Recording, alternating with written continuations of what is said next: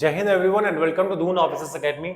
बेटा हम लोग क्या कर रहे थे, हम लोग the making of national movement कर रहे थे और हमने पिछली वीडियो तक हमने क्या कंप्लीट कर दिया था। We have completed up to I think we have completed Jallianwala Bagh. Okay, तो जलियांवाला बाग तक हमने पूरा कंप्लीट कर दिया था। आज हम जलियांवाला बाग के आगे देखने वाले हैं। ओके, जलियांवाला बाग तक हमने क्या किया था, हमने बेटा पिछली वीडियो के अंदर रॉलेट एक्ट को कंप्लीट किया था।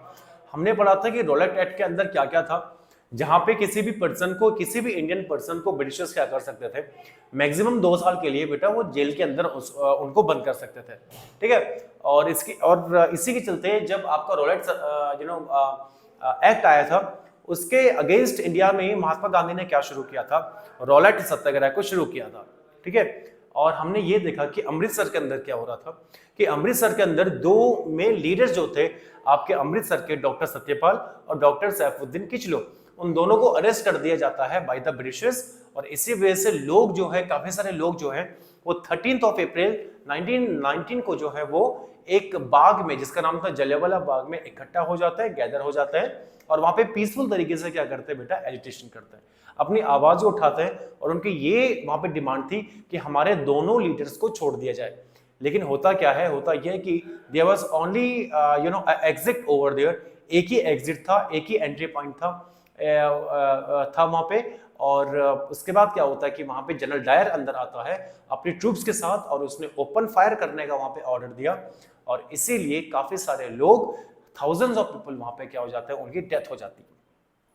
जब जलियांवाला बाग आपका इंसिडेंट होता है तो हमने इसके बाद क्या देखा था कि जो आपके रविन्द्रनाथ टैगोर थे, रविन्द्रनाथ टैगोर ने क्या किया, रविन्द्रनाथ टैगोर ने अपना एक जो उनको क्या दिया गया था ब्रिटिशर्स के द्वारा, वहां पे टाइटल दिया था जिसका नाम था आपका एक जो है नाइटहुड, उसको छोड़ दिया था।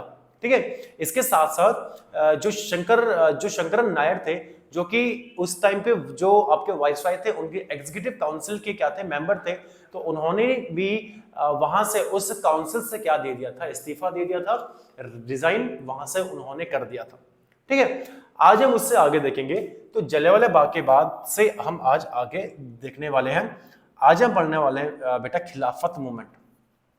आज हम पढ़ेंगे खिलाफत मूवमेंट। ओके, अब देखिए खिलाफत मूवमेंट है क्या मेनली। देखिए खिलाफत मूवमेंट की अगर हम बात करते हैं तो खिलाफत मूवमेंट के सीधे से हमारा किससे जोड़ता है, जो हमारा ऑटोमन एम्पायर था, ये ना वी कैन से टर्की, एक कंट्री आपको पता है बेटा टर्की। तो यहाँ पे टर्की के अंदर एक ऑटोमन एम्पायर हुआ करता था, आप सबको पता है ऑटोमन एम्पायर हुआ करता था, काफी बड़ा एम्पायर था इसका। और जो ऑटोमन एम्पायर का जो बेटा हेड हुआ करता था उसको बोलते थे कैलिफ, या उसको बोलते थे बेटा खलीफा, या तो उसको बोलते थे वो वहां पे कैलिफ, या तो बोलते थे बेटा खलीफा।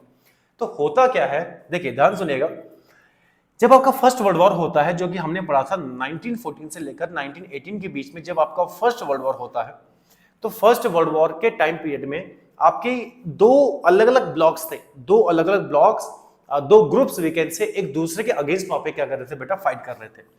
एक और आपके क्या थे बेटा, एलीट फोर्सेस थी, एक और आपके एलीट्स थे, या आपके एलीट फोर्सेस थी, एक और आपके सेंट्रल पावर्स थे, एक और आपकी सेंट्रल पावर्स थी। वैसे तो एलीट फोर्सेस की ओर से काफी सारी कंट्रीज फाइट कर रही थी, बट हम यहाँ पे एक ही कंट्री को लेंगे, कौन सा, ब्रिटेन। यहां से आपका फाइट कर रहा था बेटा ब्रिटेन, और यहां से सेंट्रल पावर की ओर से भी काफी सारी कंट्रीज थी, बट यहाँ पे हम एक मेन कंट्री ले रहे हैं कि यहाँ पे टर्की, क्योंकि हम यहाँ पे बेटा मेनली किसकी बात करने वाले हैं, टर्की की बात करने वाले हैं और ब्रिटेन की बात करने वाले हैं।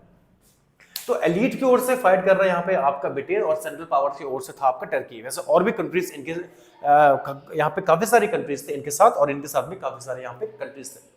एट लास्ट जब 1918 होता है, तो 1918 में फर्स्ट वर्ल्ड वॉर जब खत्म होता है, तो किसकी जीत के साथ खत्म होता है, वो एलीट फोर्सेस जो है, एलीट पावर जो है, इनकी जीत हो जाती है और इनकी हार हो जाती है। तो होता क्या है कि ब्रिटेन का बिल्कुल एक स्टॉन्च राइवल, एक जिसको बोलते हैं कट्टर दुश्मन था, कौन, टर्की, ऑटोमन एम्पायर।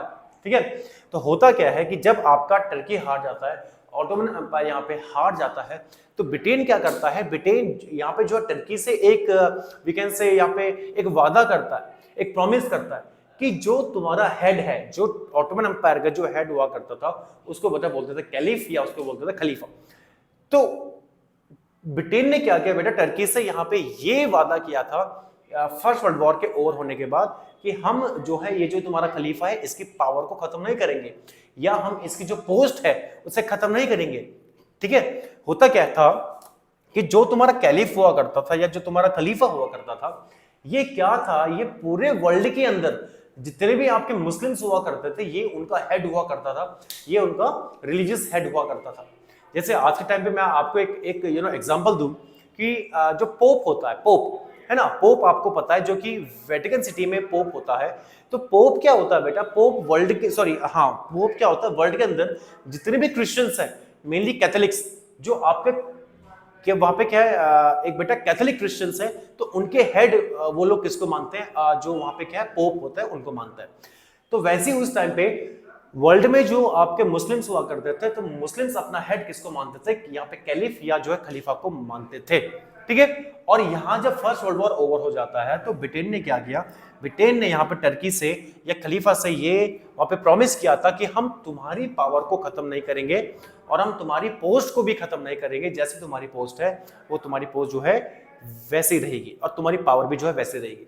लेकिन बाद में आगे चल करके ब्रिटेन क्या करता है, ब्रिटेन अपने प्रॉमिस से पीछे हट जाता है, अपने ही प्रॉमिस को तोड़ देता है और खलीफा की पावर को क्या कर देता है, खत्म कर देता है और उसकी पोस्ट को भी खत्म कर देता है।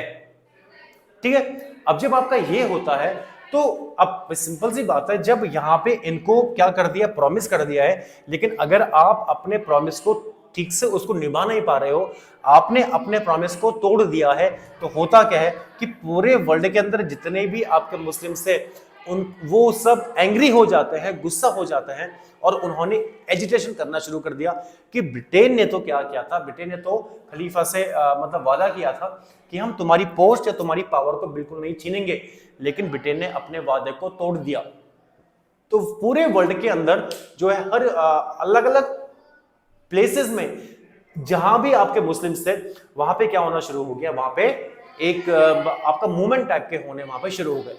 अब इंडिया की बात करते हैं, इंडिया में भी आपके मुस्लिम्स थे, तो इंडिया में भी मूवमेंट होना क्या था, लाजमी था।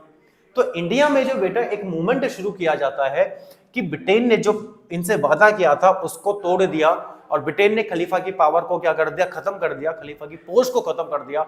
अब इंडिया में भी एक मूवमेंट शुरू होता है, किस चीज के लिए मूवमेंट शुरू होता है कि जो हमारा वहां पे क्या था, कैलिफ था या जो खलीफा था, उसकी पोस्ट को फिर से बनाओ और उसकी पोस्ट, उसकी पावर को क्या करो, वापस करो।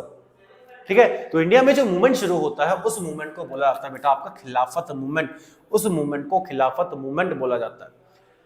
अब खिलाफत मूवमेंट जो होता है इंडिया के अंदर, इस खिलाफत मूवमेंट को दो भाइयों ने शुरू किया था। उन दो भाइयों का नाम क्या था, ये देखिए, ये यहाँ पे लिख रहा हूं, उन दो भाइयों का नाम का क्या था, एक का नाम था बेटा मोहम्मद अली। ठीक है, एक का नाम था मोहम्मद अली, एक का नाम था आपका मोहम्मद अली और एक था आपका शौकत अली, एक था आपका शौकत अली। तो ये दो भाई थे मोहम्मद अली एंड शौकत अली, इनका नाम आपको याद रखना है कि जिन्होंने इंडिया में खिलाफत मूवमेंट को स्टार्ट किया था। ठीक है, देखिए हुआ क्या था कि इससे पहले खिलाफत जो कमेटी बनाई गई थी बॉम्बे में, एक खिलाफत जो है कमेटी बनाई गई थी और एट लास्ट एक खिलाफत मूवमेंट को स्टार्ट कर दिया जाता है। इन दो भाइयों ने इस मूवमेंट को यहाँ इंडिया में स्टार्ट किया था, मोहम्मद अली एंड शौकत अली को स्टार्ट किया था। आई होप ये पोर्शन सबको समझ में आ रहा है। अब होता क्या है कि अगर हम अब गांधी जी की ओर चलें तो गांधी जी ने क्या किया, गांधी जी को पता था कि यही वो एक बहुत ही अच्छा टाइम है और ये टाइम महात्मा गांधी ने बोला कि मुझे 100 साल, आने वाले 100 साल में भी नहीं मिलेगा कि जब मैं हिंदूज और मुस्लिम्स को एक साथ ला सकूं। क्योंकि ब्रिटिशर्स की एक नीति थी, ब्रिटिशर्स की एक वहां पे क्या थी बेटा, एक पॉलिसी हुआ करती थी जिसका नाम था डिवाइड एंड रूल पॉलिसी। तो उस डिवाइड एंड रूल पॉलिसी के अंदर जो ब्रिटिशर्स थे वो क्या करते थे, वो इंडियन से पहले फूट डालते थे, मतलब फूट डालो और राज करो की क्या थी, नीति थी, divide and rule policy. Hindus और मुस्लिम जो थे उनको अलग करो और फिर उनके ऊपर क्या करो, रूल करो। ठीक है, तो आपका होता क्या है कि जो महात्मा गांधी थे, तो महात्मा गांधी ने ये बोला कि आज से आने वाले 100 साल में भी मुझे ऐसा सिचुएशन, ऐसा सर्कमस्टेंस नहीं मिलेगा कि जब मैं हिंदूज को और मुस्लिम्स को एक साथ ले आऊं। अब महात्मा गांधी ने क्या किया, महात्मा गांधी ने ये डिसाइड किया कि मैं खिलाफत मूवमेंट को फुल सपोर्ट दूंगा। तो यहाँ पे महात्मा गांधी ने हिंदूज जो थे, हिंदू से भी क्या बोला, उनसे भी ये बोला कि आप भी मेरे साथ खिलाफत मूवमेंट को क्या करो, सपोर्ट करो। तो महात्मा गांधी के बोलने पर जो आपके हिंदूज थे उन्होंने भी यहाँ पे क्या किया, मुस्लिम का साथ दिया, या जो आपका खिलाफत मूवमेंट था, खिलाफत मूवमेंट का यहाँ पे पूरा पूरा सपोर्ट किया। और खिलाफत मूवमेंट एक बहुत बड़ा यहाँ पे क्या बन जाता है, एक मूवमेंट बन जाता है, ठीक है। लेकिन इसके बाद क्या होता है बेटा, इसके बाद आपका ये होता है कि जब आपका ब्रिटेन के ऊपर इतना ज्यादा क्या पड़ता है, प्रेशर पड़ता है, इंडिया से भी पड़ रहा है और वर्ल्ड के अलग अलग जो आपके है वहां पे कंट्रीज है वहां से भी क्या पड़ रहा है, प्रेशर पड़ रहा है। तो ब्रिटेन एट लास्ट क्या करता है, मजबूर होकर के जो खलीफा है या जो वहां पे कैलिफ है उसकी पावर को इसको वापस कर देता है कि भाई ऐसा है, तुम अपनी पावर को अपने पास रखो, ठीक है। तो ब्रिटेन इसकी पावर को वहां पे वापस कर देता है। अब जब उसकी पावर जो मेन वहां पे डिमांड थी, वो जब पूरी हो जाती है तो खिलाफत मूवमेंट का जो आपका रेलिवेंस है वो बहुत ज्यादा नहीं रहेगा। अब ये मूवमेंट आपका हल्के हल्के करके डाउन होना शुरू हो जाएगा, क्योंकि जो इनका मेन मोटिव था वो तो उनका मेनली कंप्लीट हो चुका है।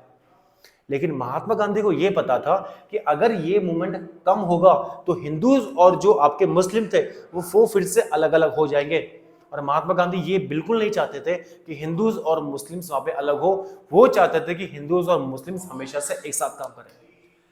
इसी वजह से महात्मा गांधी ने क्या किया, इसको मैं बेटा यहाँ पर रफ कर दे रहा हूं, आई होप इसका आपके स्क्रीनशॉट ले लिया होगा।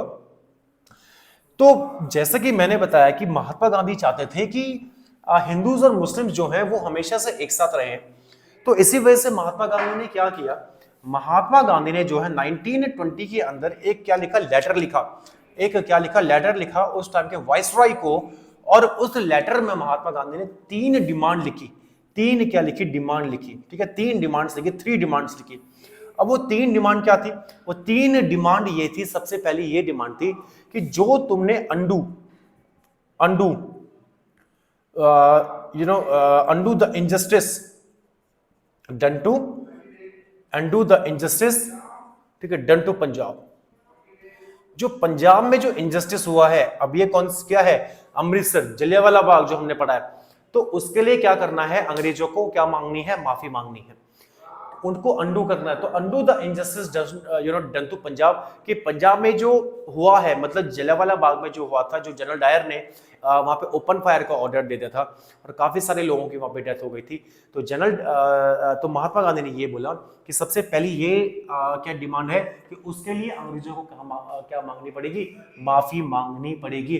तो ये महात्मा गांधी की सबसे पहली क्या थी, डिमांड थी। दूसरी ये आपकी एक क्या थी, डिमांड थी कि चलो ये हम कर लेते हैं कि डन टू टर्की या ऑटोमन एम्पायर, जो टर्की के साथ तुमने किया, जो खलीफा की पावर को तुमने मतलब लिया, वहां पे लिया, जो तुमने उनसे प्रॉमिस किया था उस प्रॉमिस को तुम रख नहीं पाए, तो उसके लिए भी तुम्हें क्या मांगनी पड़ेगी, माफी मांगनी पड़ेगी। अब आप लोग सोच रहे होंगे कि देखो माफी मांगने में क्या प्रॉब्लम है। देखो अगर मैं किसी से माफी मांग रहा हूं, इसका मतलब यह है कि गलती मैंने स्वीकार कर ली, I have accepted my we can say mistake, इसका मतलब मैंने अपनी मिस्टेक को यहाँ पे एक्सेप्ट कर लिया है। लेकिन अगर हम जलियांवाला बाग की बात कर रहे हैं तो यहाँ पे ब्रिटिशर्स अपनी मिस्टेक को बिल्कुल एक्सेप्ट नहीं कर रहे थे कि हमने कुछ गलत किया है। इवन जब जनरल डायर ने यहाँ पे जलियांवाला बाग मैसेकर होता है तो जनरल डायर को हाउस ऑफ लॉर्ड्स में, मतलब ब्रिटेन की जो आपका पार्लियामेंट है उसका जो आपका अपर हाउस है उसको बोलते हैं आपका हाउस ऑफ लॉर्ड। तो जनरल डायर को वहां पे जाकर के हाउस ऑफ लॉर्ड्स में वहां पे क्या मिला, सॉर्ड ऑफ ऑनर मिलता है उसको वहां पे जाकर के सॉर्ड ऑफ ऑनर मिलता है कि आपने बहुत अच्छा काम किया, आपने बहुत बढ़िया काम किया। तो ब्रिटिशर्स क्यों यहाँ पे माफी मांगेंगे, अगर वो माफी मांगेंगे इसका मतलब गलती उन्होंने की है, तो मतलब पूरे वर्ल्ड के उसमें आ जाएगा कि गलती ब्रिटिशर्स ने की है, ठीक है। और ये पॉइंट दूसरा, थर्ड पॉइंट महात्मा गांधी ने ये बोला कि वी वांटेड स्वराज, हमको क्या दे दो, स्वराज दे दो। स्वराज का मतलब ये है कि सेल्फ रूल, हमें सेल्फ रूल दे दो भले। अच्छा यहाँ पे बेटा एक टर्म आएगा आगे चल करके, हम 1929 में हम देखेंगे एक सेशन होता है लाहौर सेशन, उस पे हम पढ़ेंगे पूर्ण स्वराज। तो ये पूर्ण स्वराज नहीं है, दिस इज ओनली स्वराज।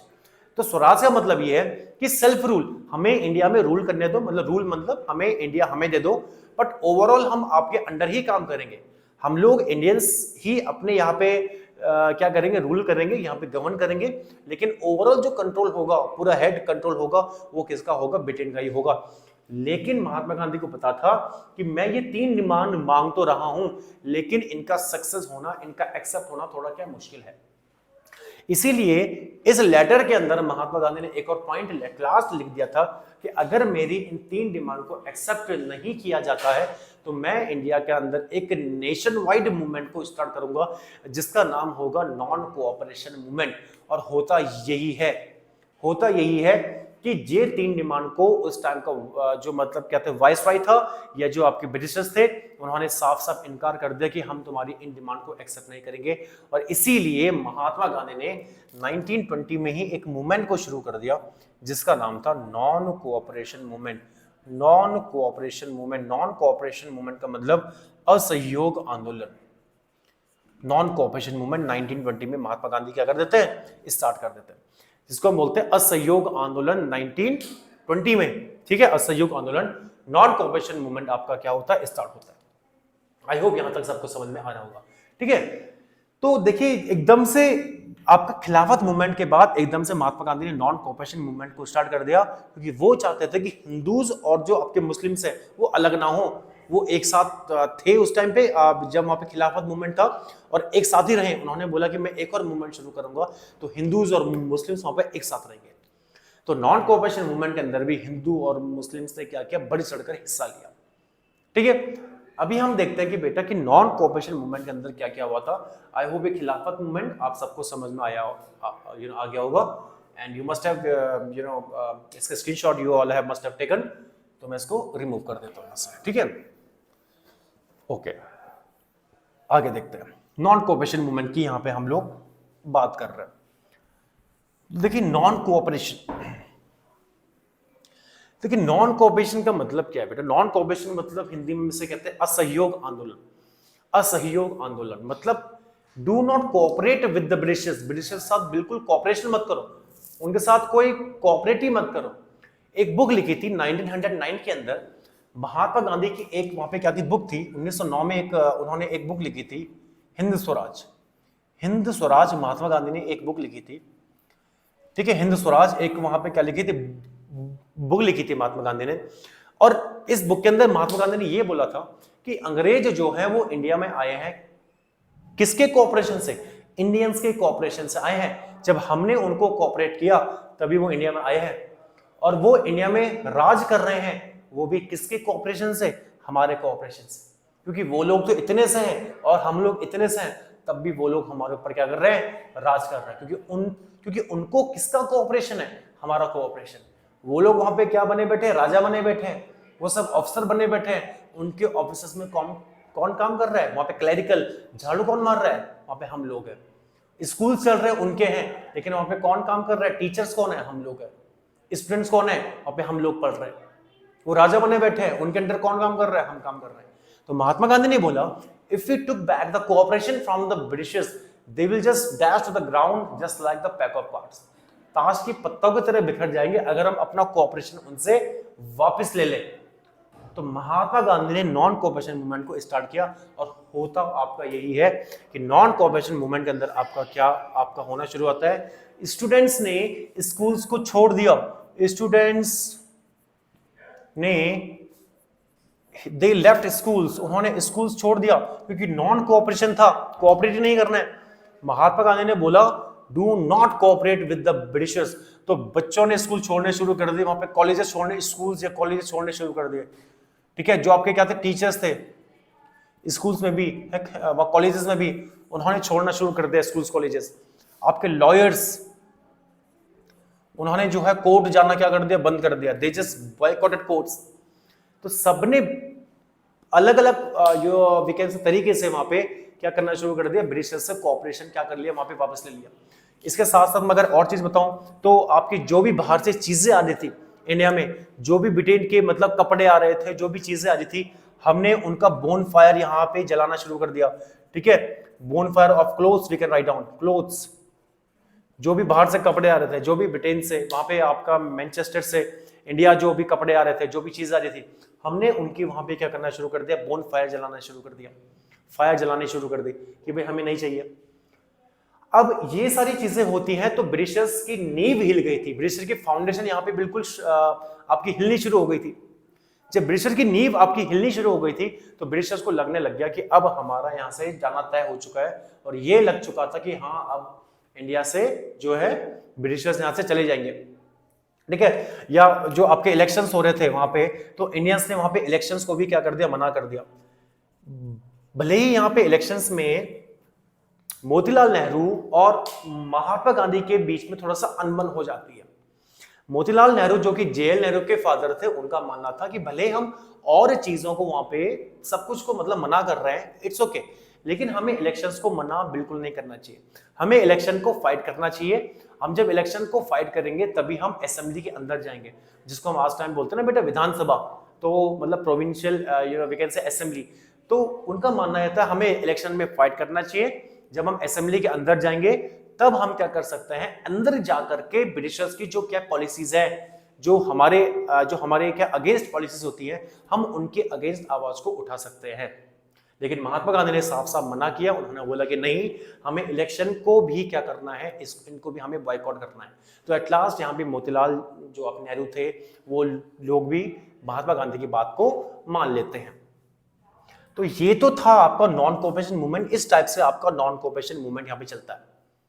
लेकिन होता क्या है, होता यह है कि कुछ टाइम बाद ही महात्मा गांधी को नॉन कोऑपरेशन मूवमेंट को वापस लेना पड़ा। क्यों वापस लेना पड़ा? क्योंकि होता क्या है बेटा, देखो 5 फरवरी को क्या होता है, 5 फरवरी 1922, ये डेट बहुत इंपॉर्टेंट है। यहाँ पे एक इंसिडेंट आपका होता है जिसका नाम था चौरी चौरा इंसिडेंट। चौरी चौरा इंसिडेंट। अब ये चौरी चौरा इंसिडेंट क्या है, देखिए बेटा 5 फरवरी 1922 में क्या होता है, महात्मा गांधी का सत्याग्रह जो हमने पढ़ा था, मूवमेंट जो हमने देखे थे महात्मा गांधी के, महात्मा गांधी का मानना क्या था, हमने जैसे पढ़ा कि महात्मा गांधी ने बोला था कि मुझे अपने मूवमेंट्स के अंदर, अपने सत्याग्रह के अंदर एक तो चाहिए ट्रुथ और एक चाहिए नॉन वायलेंस। अगर नॉन वायलेंस कहीं भी होगा तो मैं अपने मूवमेंट को वापस ले लूंगा। तो वही होता है आपका 5 फरवरी 1922 को। 5 फरवरी 1922 को क्या होता है, चौरी चौरा। चौरी चौरा बेटा आपका गोरखपुर डिस्ट्रिक्ट ऑफ उत्तर प्रदेश में पड़ता है। गोरखपुर डिस्ट्रिक्ट, गोरखपुर आप सबको पता है, ठीक है, गोरखपुर डिस्ट्रिक्ट ऑफ यूपी में पड़ता है आपका चौरी चौरा, गोरखपुर। तो चौरी चौरा में क्या था कि नॉन कोऑपरेशन मूवमेंट के अंदर एक पीसफुल प्रोसेशन चल रहा था। हम लोग इंडियंस लोग एक पीसफुल प्रोसेशन निकाल रहे थे नॉन कोऑपरेशन मूवमेंट के अंदर। तो उस जो हमारा वहां पे क्या एक प्रोसेशन चल रहा था, जुलूस चल रहा था, तो चौरी चौरा में बेटा कितने पुलिस वाले थे, वहां पे 22 पुलिस वाले थे। चौरी चौरा का जो पुलिस स्टेशन था वहां पे कितने पुलिस वाले थे, 22 पुलिस वाले। इन 22 पुलिस वालों ने क्या किया, इन 22 पुलिस वालों ने क्या किया, कुछ फायरिंग कर दी लोगों के ऊपर, जो वहां पे हमारा पीसफुल प्रोसेशन चल रहा था। हम लोगों के ऊपर, इंडियंस के ऊपर फायरिंग कर दी, तो लोग घायल हो गए। जब लोग घायल हो गए तो वो भाई गुस्सा तो आएगा, है ना भाई, उन्होंने गोलियां चला दी तो गुस्सा तो आएगा।